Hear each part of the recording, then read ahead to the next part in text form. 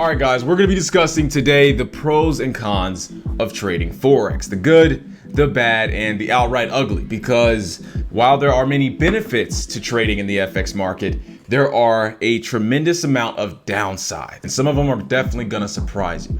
Okay, so I want to get started with just a couple of pros.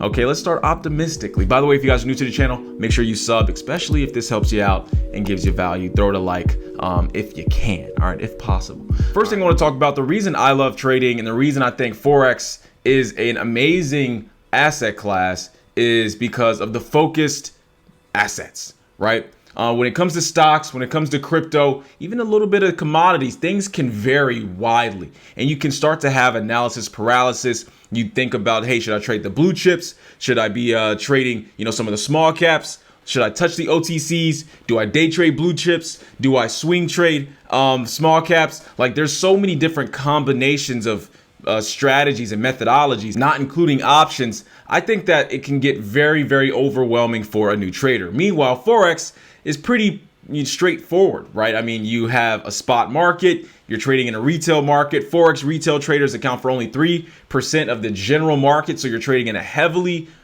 focused bank and institutional trading market, and you can start to have a little bit more of an understanding as to how the market functions very quick. And that's why you see so many people adopt Forex trading as of late, is because it's the methodology and the general thesis as to how it works is really focused, right? You have 8 reserve currencies. Outside of that, if you want to go trade with the big boys like Thinkorswim, that's who I love to trade with, or Interactive Brokers, you can get hundreds of currency pairs, and there are many benefits when it comes to that. I think the focused asset class is super important when it comes to Forex. Now, there's a con to the Forex asset class, though, and that's level 2.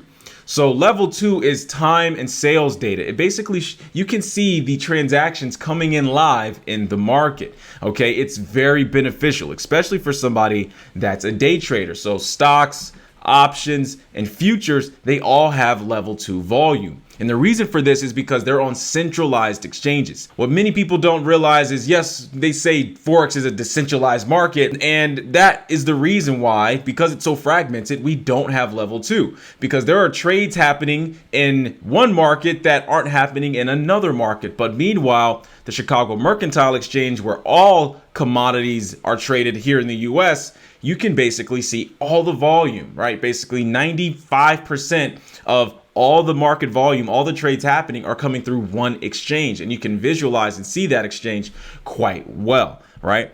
Same thing with stocks. Again, that level 2 is highly beneficial, and Forex doesn't have it.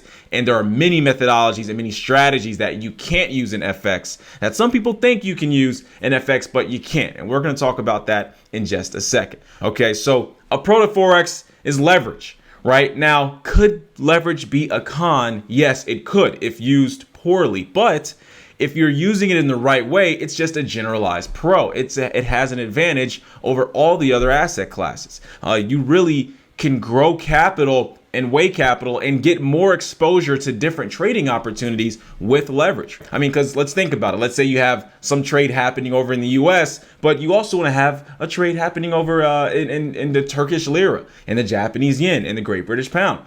You can lower the position size and really still be effective in all of those different trading opportunities. But if you're in stocks or options, you really have to have more capital to have more access and liquidity, because it's just not effective to be trading a couple $100 on a stock when you can be risking a couple $100 in an FX position that can really move and have a tremendous amount of upside. So leverage can be highly beneficial. Now, a con is there are horrible brokers. And what you usually find is that the worst brokers provide the most leverage. Now, there are some overseas brokers that you can trust, right? Believe it or not. I mean, I've been in this game long enough, and there's overseas brokers that are really committed to helping and facilitating the transactions in their business, right? So the regulation is important, having that regulation, whether it's the USA regulation, whether you have the European regulation, the Australian regulation, but it can really start to go downhill after that Australia regulation, because you have Cyprus regulations, and then you have regulations in the Grenadiers, and then you have regulations over in Jamaica and all these things. And again, some of those brokers can be trusted, but a lot of them can't. Okay, so you have to be very careful. There are more brokers broker failures in Forex than any other asset class. So if you're trading with a broker that is just hot off the block, or the team is really poorly managed or really non-existent, more than likely you eventually are going to start receiving a lot of problems, whether it's slippage, whether it's just latency issues, not being able to access accounts, your capital disappearing in entirety. That's a big problem. That's something that really mostly only Forex traders deal with. Crypto, they're getting close because there's a lot of crypto scams as well. Now, volatility in Forex. Now, people think the Forex market is volatile, right? I think this is another pro. Okay, so the Forex market technically is only volatile because of the amount of leverage there is. Because if you look at the euro versus the dollar, it's fell quite considerably over the past couple of weeks. But in retrospect, it's really only about 6 cents, right? I mean, from a day-to-day level in terms of like me going to Europe, I'm not going to really notice that too much. You start to notice it when you're a big multinational conglomerate, right? That's when you notice the volatility, and maybe you notice these spikes or these declines in currency prices. But as a regular citizen, you're really not going to notice it that much if you're just taking trips or whatnot. Now, volatility in the stock market can be completely different, right? Because a lot of volatility there, you start to actually have a little bit of tenseness and fear, and markets start to crumble up a little bit. But that doesn't really happen so much in FX. That's why I do love volatility in FX, because it's high, but it's not high because there's actually something horrible happening. It's high because there's lots of leverage. So they're kind of one in the same almost, right? So there's another aspect of leverage that's really messed up, and that's the scams that are in Forex. Now, I consider most of the MLMs that create Forex trading infrastructures and marketing teams are scams. Most Forex coaches and gurus are people who watched Forex YouTube and then decided, okay, I'm going to basically sell people free concepts that they can find anywhere, right? And most of the time they have zero real financial literacy whatsoever outside of technical analysis, which is what we're going to talk about a little bit later on. But there's just generally a lot of scams when it comes to even broker scams and even some crypto Forex scams. They kind of combine the two oftentimes as well. So you have to be very careful in FX to not get scammed, especially clones of me. There are many people that clone my pages saying that I'm going to coach them and just send them Bitcoin and things like that. I'm sure that's in all the other, asset classes as well. But man, it's rampant in Forex. Let's keep moving over. Forex currency pairs are actually really great, and they're a pro in my opinion. So you can't combine two stocks and trade the differential, right? Like if Apple is going higher and let's say Facebook is going lower, and you want to trade or increase the probability of a profitable position by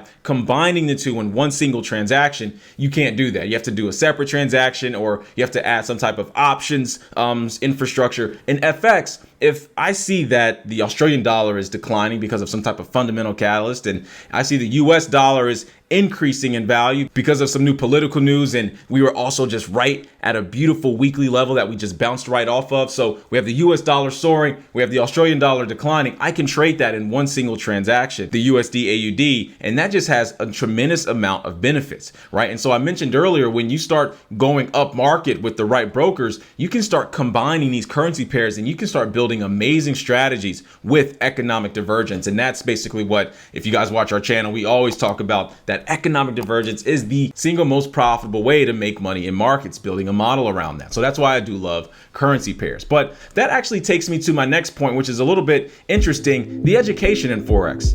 Forex education is actually really bad, because think about it. Most people, when they interpret a currency pair, they look at it in an isolated fashion. They'll trade the Euro AUD and the Euro GBP completely different, not really trying to understand that, hey, the euro has a general trend and the Australian dollar has a general trend in economy and things happening, in the pound as well, and treating the currency pair as a different asset, as if the Euro AUD is a completely different thing than the Euro GBP, right? So basically, most traders, they just combine. Once they have the currency pair, then they're locked in. That's basically it. They're not thinking of the correlations that come along with trading a single currency, right? Or they're not thinking about the intermarket correlations between the maybe Australian dollar or the NZD. currency, or they maybe don't understand about safe haven currencies and how the US dollar and the CHF and the Japanese yen can all correlate and trade in one direction. And in one instance, you're selling the US dollar and you're buying the CHF. Well, if you're doing that during a term of market risk, then you're trading against yourself, really, because more than likely those two economies are going to trade in the same direction, right? So if you don't understand that, if you don't have the education as to how these markets are correlated and how to maneuver around that correlation or put it to your advantage, then you're just really not going to be a profitable trader. And most of the education out there doesn't speak about that at all. So that's why Forex traders have such a negative connotation, because most of them don't even understand how the market functions. They'll say that there's trillions of dollars of daily transactional volume, when that's true, but they'll act as if those are other retail traders just trading, when it's just really multinational organizations facilitating business. Only 2.2% is retail traders actually trading. So generally the knowledge and the resources out there in Forex specifically are really bad. It's not well documented. That's really what propelled me to make high quality, more institutional, professional level videos. So another aspect of Forex trading that I love, it's fundamentally driven. When an asset price is moving, it's usually because it's not because of insider trading or because one investment firm decided to do this and now the entire market's seeking, or some analyst downgraded Facebook, so now everybody else is selling Facebook. No, when the market moves in FX, it's because it's fundamentally driven. A fundamental catalyst pushed it along. All right. And so we've indexed that there's somewhere around 15 different fundamental catalysts, whether it's war, whether it's politics, whether it's commodities fluctuating in prices and others. There are main reasons and main themes as to why a currency moves. And if you can just understand that information well, then you're going to have a great advantage. Last con. All right, we're going to end off the last con. And unfortunately, it's the worst.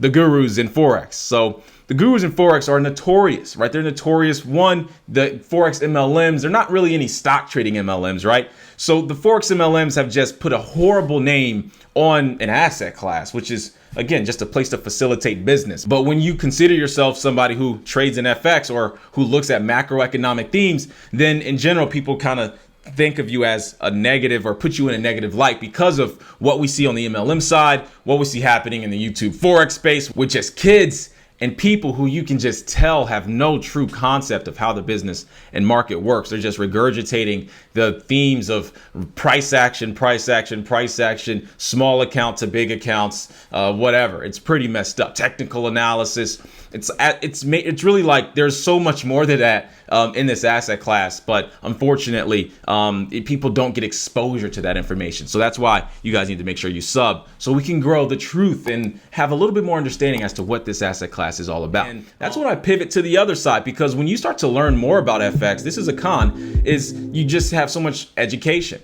right? There is so much to learn about macroeconomics and wealth and money, right? I mean, some of the people who understand money the most are people who trade FX, because you're dealing with central banks, because you're dealing with monetary policy, you're dealing with the treasury, right? And you really have a very close grasp on the reality of the situation that is fiat currency, right? So before crypto, most Forex traders were already on the wave that, fiat was something that was just insane because the amount of printing that you can see happen in 2008 and really 2020, right? So that's an amazing aspect of FX, learning about different economies, being able to communicate with people about world events and different political leaders and how they're screwing up countries, making it better. It's just something that is highly, highly interested to me. And I can honestly talk about it all the time. And I use it as party talk a lot. I'll bring up certain things that are happening in the commodities market and how palladium has spiked because of the sanctions on Russia. And now Australia's getting all this new cash flow because they're the second largest producer of palladium. Or we can talk about the Venezuelan dollar and how the currency has collapsed and how the economy is suffering massively. And there's these crazy unemployment rates. That's just some pretty interesting stuff. But stocks are interesting too. So I really give everything, every aspect of finance, I give it a pro because it's just such an amazing opportunity to be able to interact with markets in this capacity. So guys, that's my pro and con. It took a little longer than I thought it would. Hope you guys stuck around. If you enjoyed the content, please make sure you guys like the video and subscribe to the channel as well. We'll be cranking out a lot more content at this capacity later on this week. Okay, so hope to talk to you guys soon. Peace out.